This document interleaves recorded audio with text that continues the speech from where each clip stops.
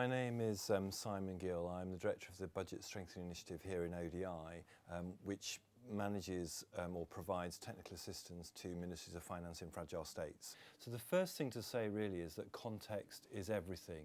Fragile states are all unique in their own right. They have different characteristics, they have different challenges, different problems. They're at different stages of fragility. So the first thing really to say is you must treat them as different. There's no universal answer to any of them. And one of the findings of actually ODI research is that one of the problems has been is that people have applied best practice and applied it universally to all countries, and that has been doomed to failure, and the success rate has been very poor. So context is very important. The other thing to say is just a quick definition about fragility. We talk about fragile states, and that's really the focus of the topic guide, but it's also important to say that all countries have aspects of fragility, and particularly as you go down through different levels of government to more decentralised levels, you may find they are more fragile the lower down you go. So I think those of you who are engaged in decentralised forms of government might find some of the issues flagged in this note particularly relevant to you. Now let's pick up some important distinctions. What makes fragile states different? Why are we looking at them as separate entities? There's a very useful paper in the topic guide written by Steve Szymanski which lists some of these in much more detail than I'm going to do, but let me just flag a number of areas in this. Firstly, there are very low levels of human capacity in fragile states, often due to a range of factors, war, conflict, poor education, a whole range of factors. But that means that your human capacity is low, and you've got to deal with that when you're designing reform programs. You've got to take on board the fact that there are low levels of human capacity, even amidst a context where you've got very bright people, maybe at senior levels, who are fully stretched. The levels of capacity are not deep. Let me give you, just to illustrate that point, I've got a quote here by somebody called Schivo Campo. He talks about the fact that post-conflict budgeting must, in the first place, be fully cognizant of the realities of depleted resources, scarce information and weak administrative capacity.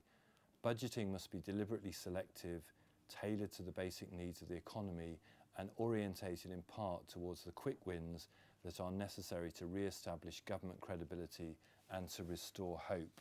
So bear that in mind, really important.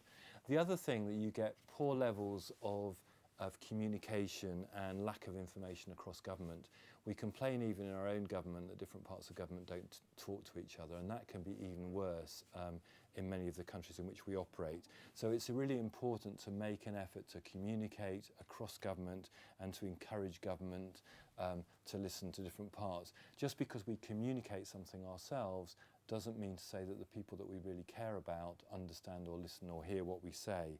And we found that actually face-to-face communication and written manuals in hard copy have been very effective in terms of getting messages across to people. Okay, another key feature is low levels of domestic resources, and also the fact they often have high levels of external assistance. It's not a unique feature for fragile states, but it's one thing that's very significant. Liberia, which is one of the countries in which we operate in, as a result of Ebola, has lost 10%. Its domestic resources have gone down by 10%, which means that as well as having scarcer or fewer resources of its own, it's now got major challenges, and it's a matter of how you allocate those resources to meet those challenges. Greece, which is also very topical, though I read a commentator saying that in Greece, a Minister of Finance in Greece shouldn't have to choose between education, health and other priorities. But that's the challenge that's faced by Ministers of Finance in fragile states every day. They are having to make difficult choices about how to allocate resources. Finance ministers also have the challenge of managing a whole panoply of external resources, managing reporting, accounting for, and ensuring that they can make most effective use of international resources and balancing the use of those resources against the use of domestic resources. That's a challenge. It's important to recognise that progress has been made. It's been made, the case studies exemplify where progress has been made in countries which are focused on the basics, focused particularly on budget credibility and delivering money in a regular and predictable way. Often in a PFM, in public financial management, we talk a lot about budget ceilings, but often it's better to talk about floors, because ceilings are often aspirational, where what line ministries need to know is what money will flow in a predictable way that they can bank on and predict, and that's really important. The other thing in fragile states is this issue about the challenge of capacity substitution. In many countries emerging from conflict, they've made good use of external assistance in helping them get the budget done, helping them manage and control cash in a very positive way. But one of the challenges is that you can make short-term gains, but you've got to be conscious of the fact that you've always got to build capacity in the long term. So it's not a substitute in the long term to have people doing the work for you. You've got to find ways of growing and developing your own capacity. So just finally to wrap up is, what are the sort of things that you need to focus on? The important thing is to reiterate again that progress can be made. One of the readings I've put in the reading pack, the topic guide, is the mid-term evaluation of the Budget Strengthening Initiative, which details some of the progress we've been able to make in South Sudan, Liberia and DRC. All difficult places, but all places where progress can be made. That's not to say progress can't be reversed. Ebola and war and conflict can make things go backwards, but there's always the opportunity to make progress. I think some of the key things are to keep a focus on budget execution, managing the cash better, ensuring that money gets delivered to line ministries on time in a regular and predictable way. Ownership and participation, whether it's with making the budget process more transparent, making the budget more available to people, ensuring information gets out there, getting people participating in the process, bringing people along with you. It's really important to have workshops to explain the budget process, to get people from line ministries really engaged in that. There's real power when people understand. Often one of the problems is that line ministries don't understand why the Ministry of Finance act in a certain way. Ministries of Finance don't always understand why line ministries or decentralised parts of government act in a certain way. There's real power in people understanding why.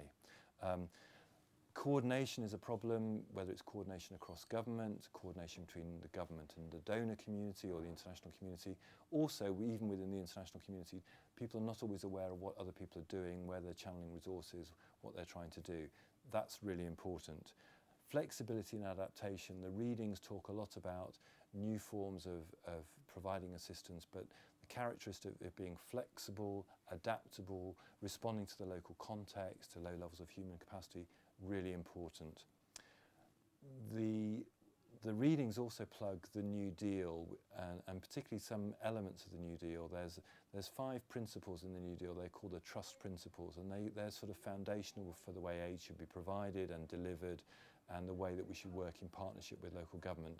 T stands for trust, R sharing risks, U using country systems, and there's always scope to use country systems more. Let's not have parallel systems which potentially undermine the systems that the government have.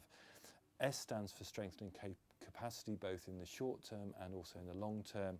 And T is providing timely and predictable aid, which is really important. Leadership, yes, we need leaders, we need to work with ministers of finance, we need champions of reform. But one of the things that we've also found is that having a permissive environment from the top level, but working then with junior and middle ranking officials, because they're the people who will deliver assistance and change and reform. And they're some of the people we need to pay more attention to and to work with. So a final thought, so PFM in fragile states, why are we doing this? Why do we bother?